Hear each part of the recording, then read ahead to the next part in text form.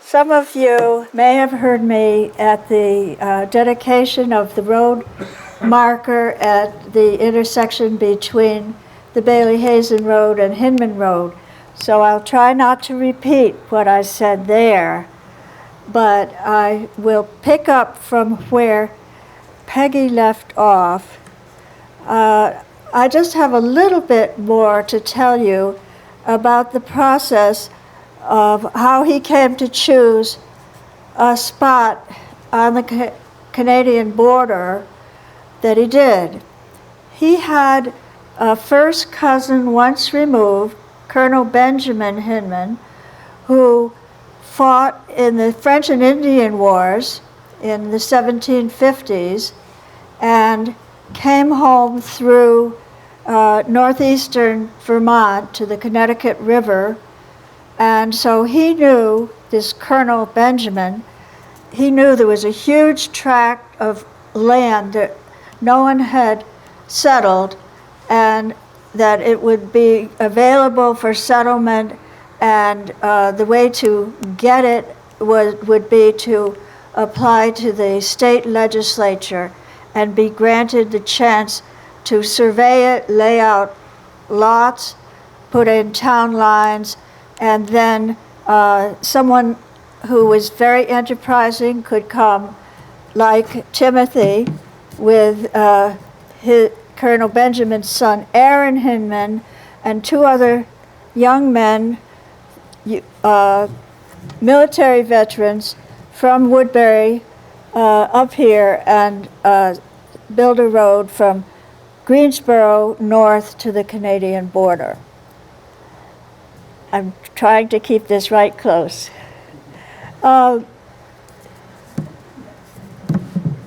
Hinman, let's see, where shall I go? Hinman had the idea, the usual way to lay out a town is to have it adjacent to an existing town. But Derby was different from that because it was the third settled town in Orleans County. So it was wilderness from Craftsbury to Derby. And you heard that Glover was settled in 1802, and Brownington a little later, Barton somewhere around that time. But when Hinman built his road, he was cutting through wilderness until he reached close enough to the Canadian border, so he knew he could lay out a 6-mile town that would be adjacent to Stansted in Canada, which was also being settled at this same time. The way you got money to do that would be to petition the legislature. And the manuscript books of Vermont are full of applications from veterans who wanted to create towns, and the legislature would either deny those applications, have them lay on the table, or approve them. If they approved them, they would grant a certain amount of a few cents per acre, and as Peggy explained, any proprietor who didn't pay that tax would lose his land.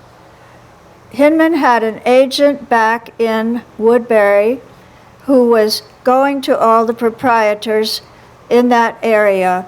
So whenever a tax had been laid, he would collect tax money from them, and if they weren't there or refused to pay, then they would be on the delinquent list and eventually lose their land. Hinman, the first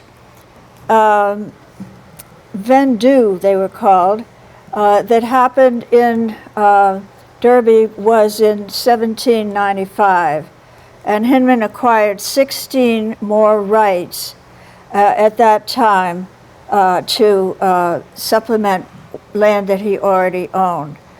He went to just about every vendue where you could buy land for pennies, and he ended up owning about 6,700 acres in the town of Derby. So that all sounds very good, and he became the Chief Justice of Orleans County Court. What was not so good was that he didn't seem to distinguish between his own money and the money that he was given as tax money or for some other purpose. And when he finally got into trouble with the law, many towns, the town of Morgan, the town of Holland, said, we gave Hinman money that we had collected from the state lottery, and he never turned it in. And so they wanted, these were small amounts of money. I forget how much lottery tickets sold for, but these were state lottery tickets, and some of it vanished. Am I not doing it right? A little closer. Closer. You can Okay. take off your mask. Oh, good. Okay.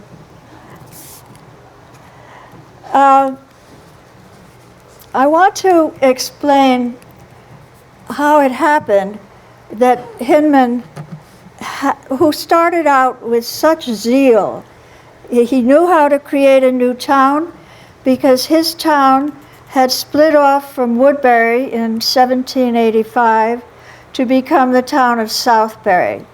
And the land records in Derby mimic what you can find in Southbury at the same time.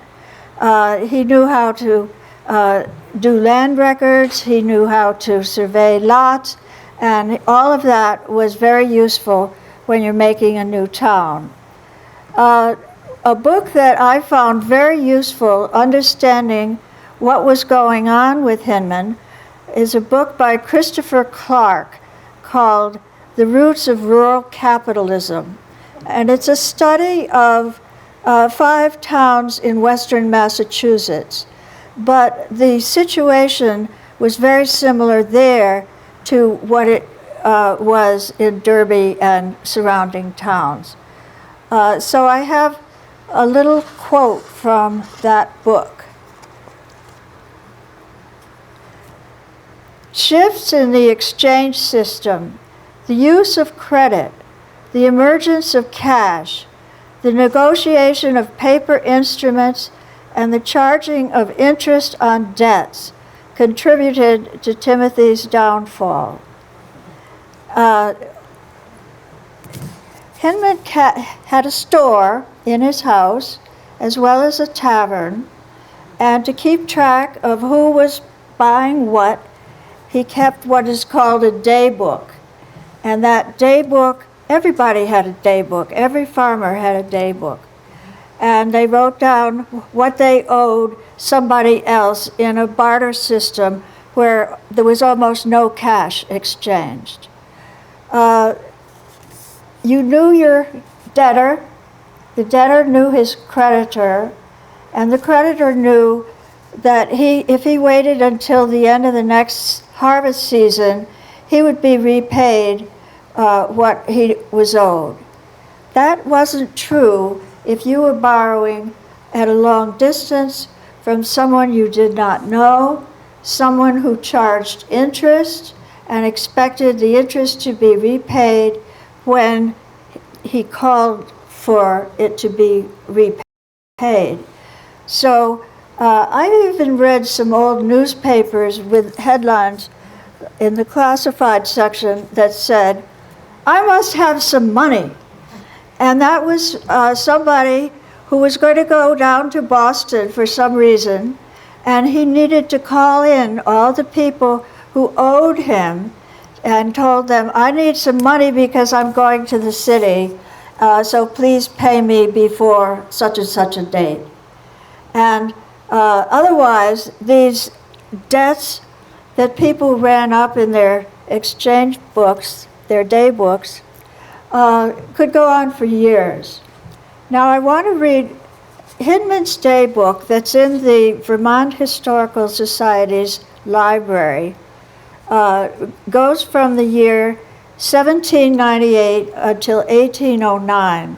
And those are critical years for Timothy, because it really was the time when he was first on an upward rise in his fortunes and then suddenly going down. He wrote, "Previous to this page, all is posted which was necessary to be posted, and some more. But finding so many inexplicable things, I now dare not venture any further in that way." I've done that with my own checkbook. I don't understand what comes up to here, but starting here, I'm going to start all over again. And that's about what he was doing. And as long as everybody got along and had enough to keep their body and soul together, he wasn't terribly concerned about exact figures, about who owed him or who he owed. And you can see that that's not the way it was going to be when what Christopher Clark calls rural capitalism became more and more common in these towns, where people, if they were not totally self-sufficient, they were at least interdependent, and they were not depending upon a bank or some other distant institution to help keep them afloat. The first thing that happened to Timothy that caused some trouble was that he decided he needed a warehouse directly on the Canadian border. And his grandson, his daughter Laura's son, a man by the name of Norman Bingham, wrote a book about Timothy, or a booklet about Timothy, in 1892. Timothy had died in, yes, Leslie's holding it up. A photocopy of, I can't read the first words. Sketch? Sketch of the life of Honorable Timothy Hinman. Yes. So this was written 42 years after Hinman had died. And this grandson admired his grandfather very much. Some of what he says does not seem to be borne out by records that I have looked at. But it's nice that he looked so fondly upon his grandfather. So that's where I became suspicious about the story of the children being left with Phoebe's sister and the Indians. What Timothy and Phoebe were doing on that trip was to find more. They were recruiting settlers in Connecticut to buy property in the new town that he had established. So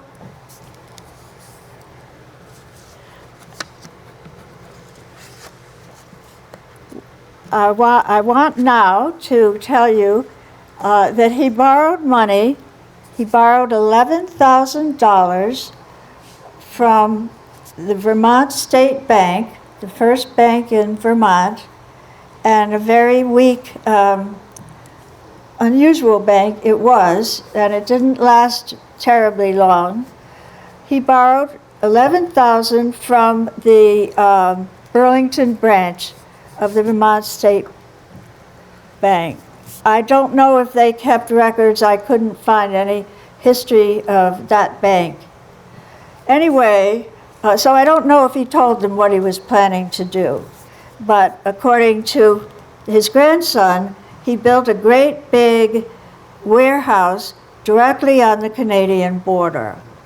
He also had previously been petitioning the legislature to grant him exclusive rights to a ferry the length of Memphremagog. It goes 20 miles up into Canada, and if then you follow the St. Francis River, you will eventually get to the St. Lawrence. And that petition was tabled by the legislature in 1802, 1803, and 1804. So then he got this other idea that we needed to have a road going from his warehouse through Canada to Quebec City, where they could access the St. Lawrence and trade with the British. This is late. This is in 1809. And in 1807, President Jefferson had passed an embargo saying there should be no trading with foreign nations, particularly with Britain. And that law was beefed up in 1809, saying no one shall transport any goods in a sleigh or a wagon or cart or whatever, in order to facilitate international trade. By 1812, there were federal troops stationed in Derby to prevent any trade with Britain. So it was quite unlikely in 1809 and 1810 that that trade was going to succeed. So Ralph Parker, who Peggy has mentioned, by this time was an associate of Hinman's. They both served in the legislature together for a number of terms. And he worked for Timothy. His name appears in the day book, I think in 1809. And a third person, a young guy, Melvin Vining, his name appears also in 1809.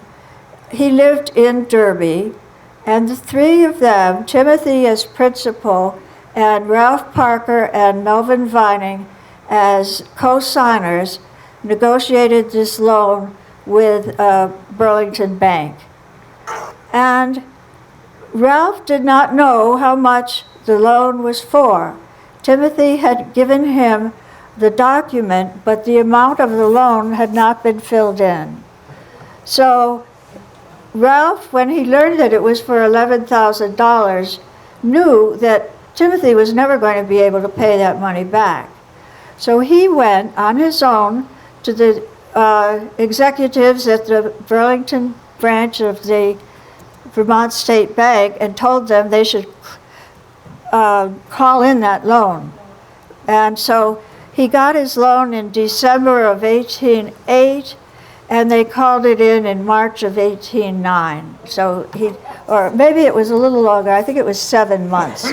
So he had built his warehouse, and his grandson, Norman Bingham, described it as a warehouse that in a small way became a very large warehouse, something like that.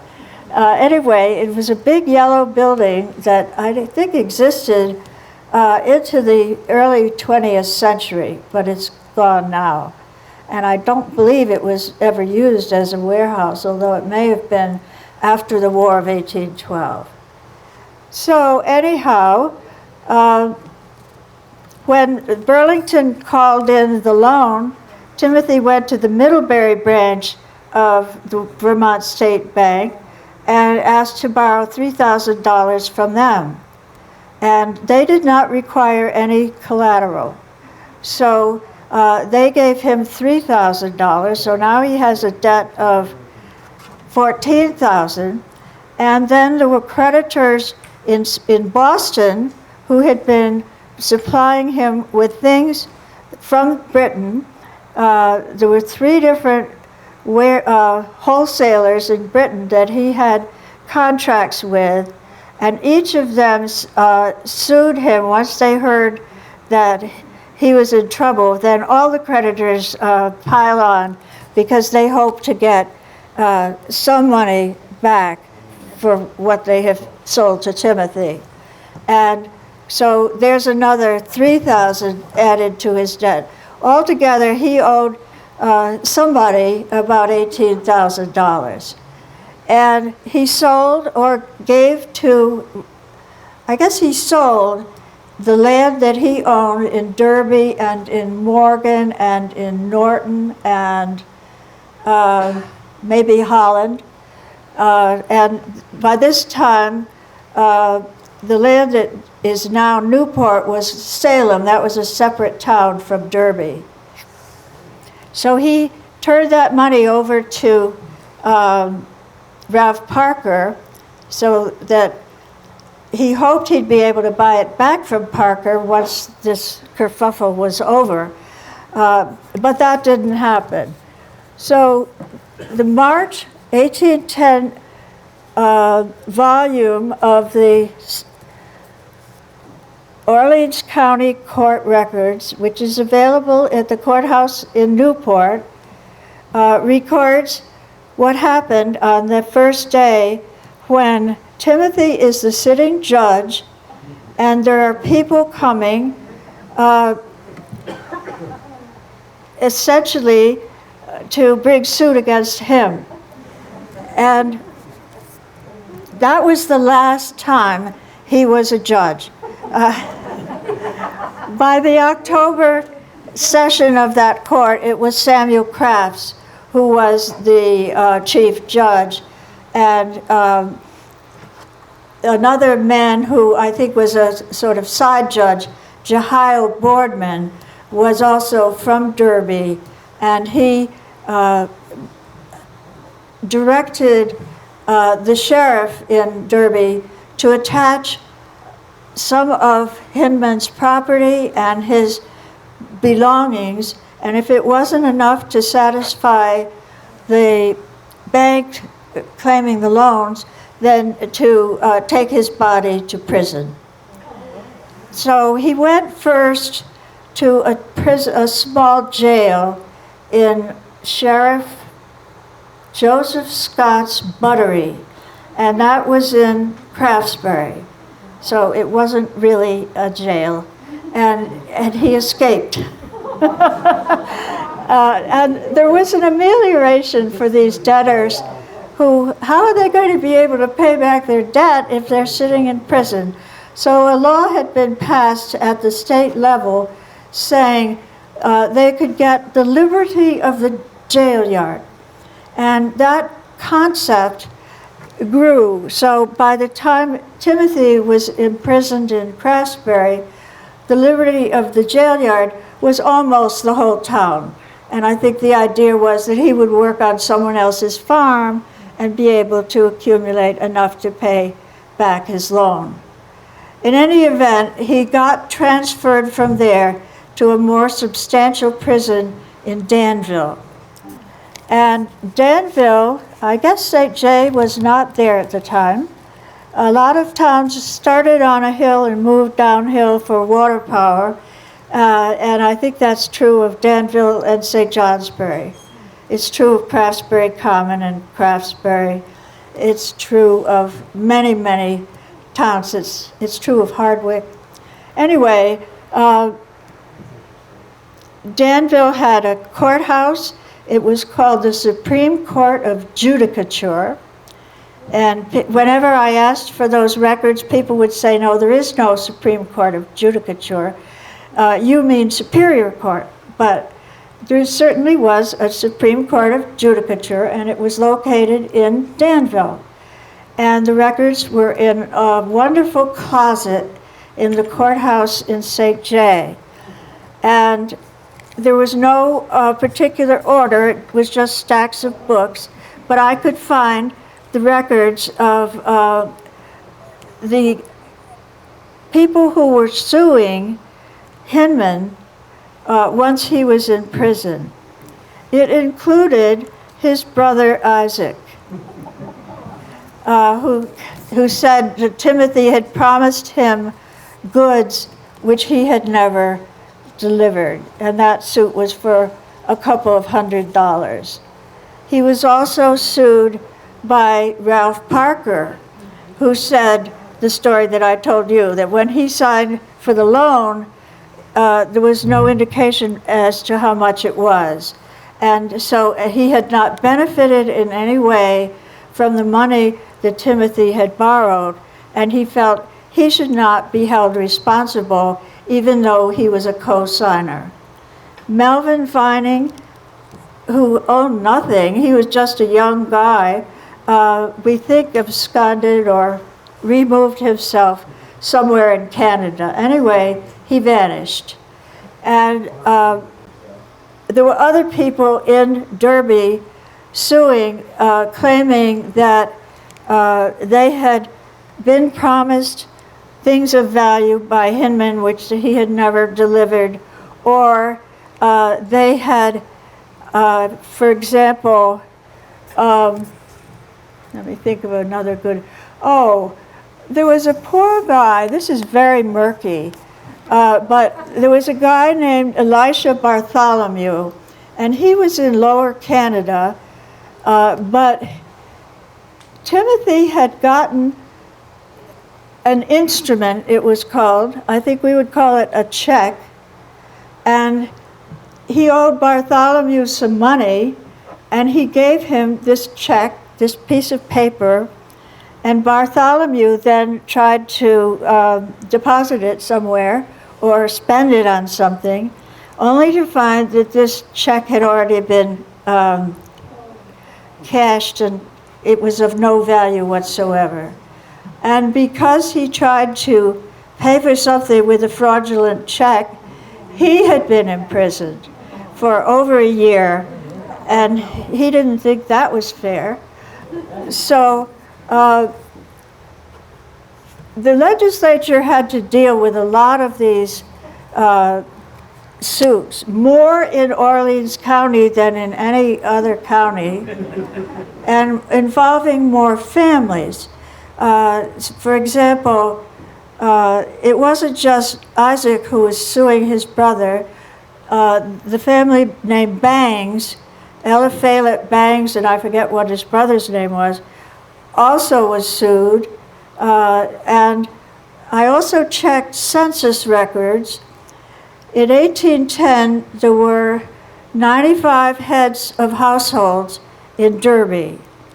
By 1820, 63% of those heads of households are gone. Some of them could have died, but not all of them. And 63 to be missing, that's about 66% of the town went somewhere else. And that is a higher figure than for Greensboro. It's a higher, way higher figure than for a town like Bennington that I also checked. So I think the town of Derby had a terribly upsetting period after the War of 1812. And there's another whole bit of research to be done on that. Anyway, when Timothy sued, or sued isn't the right word, Timothy asked the state legislature in 1813 to have a furlough. He was still in prison in Danville, and he asked for a furlough for 2 years because there was a Federalist who had just been elected to the state government as governor, and he had a Federalist legislature. And so he was granted a furlough, and he was able to return to Derby. Martin Chittenden only served 1 term, and then Jonas Galusha, who was a Republican, came back into power, and back Timothy went to Danville. So as far as I can tell, his name doesn't appear in any Derby records until the year 1818. So he was in prison a good long time. And of course, his name wouldn't have appeared the minute he got out. So I don't know exactly which year he was considered to have paid his debt to society. But anyway, he did return to Derby. And a lot of people who were in such situations, he was essentially penniless, would have packed up and gone somewhere else and started over again. But he returned to Derby, And he redeemed himself with his citizens in that town. And so they, first they elected him to be in charge of the pound. That's a very low-level position. But later, he became representative from Derby when the Constitutional Convention was being drawn up, and he went in 1832 then to Montpelier and work on a new constitution for the state, and that bore a lot of responsibility. And he had a small pension from his military service, and his sons were now grown up. They had struggled to keep the farm going while their father was imprisoned, and they did keep the farm going. They paid off their taxes by working on the roads, as Peggy has said. And Timothy was never a merchant again, but he ran the farm and kept his family together, and his reputation was restored to a certain point, so that when he died in 1850, on his gravestone it says, faithful, just, an honest and good man, a hero of the Revolution. And I think, it shows that the people in town loved him and overlooked the troubles that he had gotten himself into. Okay, anybody got questions?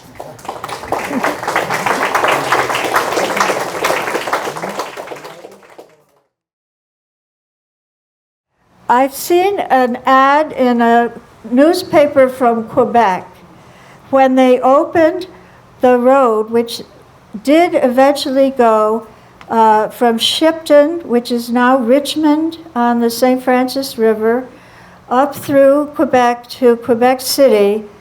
There was an advertisement for a stagecoach on that road, which went, if you left on Monday morning, you could be in Boston by Saturday.